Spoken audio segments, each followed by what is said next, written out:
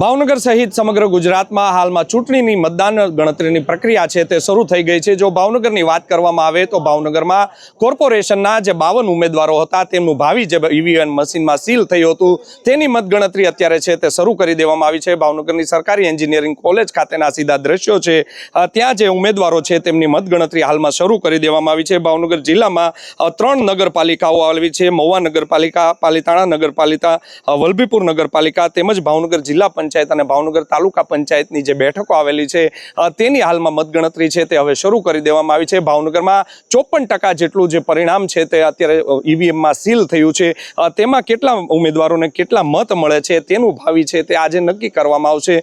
સાથે જો વાત કરવામાં આવે તો ભાવનગર મહાનગરપાલિકામાં 13 ટોટલ વોર્ડ આવેલા છે, જેના 52 ઉમેદવારો છે, 150 જેટલા ઉમેદવારો છે તે તેમાં સામેલ હતા ચૂંટણી લડવા માટે। સાથે જો મહુવા નગરપાલિકાની વાત કરવામાં આવે તો 9 વોર્ડ હતા, જેમાં 30 બેઠક ઉપર 75 ઉમેદવારોએ છે તે ચૂંટણી લડી રહ્યા હતા। પાલીતાણા નગરપાલિકાની જો વાત કરવામાં આવે તો 9 વોર્ડમાં 28 જે સીટ આવેલી છે, જેમાં 65 ઉમેદવારો છે તે ચૂંટણી લડી રહ્યા હતા।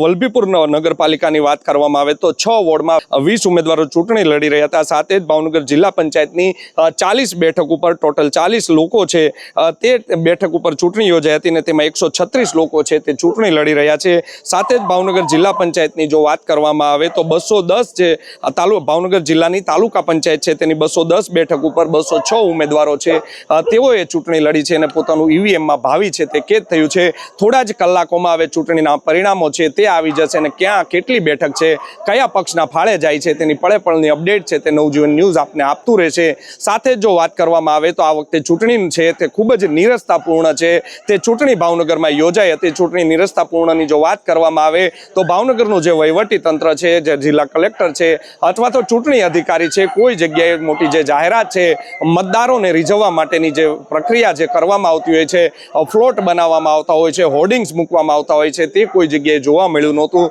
સાથે જ મતદારો જ્યારે મતદાન કરવા માટે જતા હતા ત્યારે કોઈ જગ્યાએ છે તે તેમને સ્લીપ છે તે આપવામાં નહોતી આવી। એટલે કહી શકાય કે બંને પક્ષના ભાજપ હોય, કોંગ્રેસ હોય કે આમ આદમી પાર્ટી હોય, તે લોકોએ ડોર ટુ ડોર પ્રચાર તો કર્યો છે, પરંતુ મતદારોને સ્લીપ આપવામાં કોઈને કોઈ રીતે ઉણા ઉતરા છે, જેને લઈને લોકો છે તે મતદારોની સ્લીપ છે તે મેળવવાથી અળગા રહ્યા હતા અને મતદાન છે તે ખૂબ જ નિરસપૂર્ણ રહ્યું છે। એસઆઈઆરની જો કામગીરીની વાત કરવામાં આવે તો એસઆઈઆરમાં પણ અનેક જે લોકો છે તે નીકળી ગયા છે, જેને લઈને ગયા જો 5 વર્ષ પહેલાની વાત કરવામાં આવે તો 47% જેટલું મતદાન છે તે ભાવનગર મહાનગરપાલિકાનું નોંધાયું હતું અને આ વખતે 54% જેટલું મતદાન છે તે નોંધાયું છે, જેને લઈને પણ અનેક જે ચર્ચા શરૂ થઈ છે। સાથે જ ભાવનગરનો જે કરચલિયાપરા વોર્ડ આવેલો છે, સૌથી વધુ મતદાન છે તે ત્યાં થયું છે અને ભાવનગરમાં બીજા નંબરનું મતદાન છે તે ભાવનગરના કુંભારવાડા વોર્ડ જે આવેલો છે ત્યાં થયું છે। કુંભારવાડા વોર્ડ ઉપર અત્યારે સમગ્ર ગુજરાતની જે નજર રહેલી છે। બગદાણામાં કોળી યુવાન નવનીત બાલદિયાને જે મારવાની ઘટના ઘટી હતી, ત્યારબાદ જીતુ વાઘાણી છે પશ્ચિમના ધારાસભ્ય, તેમનો જે આ ગઢ આવેલો છે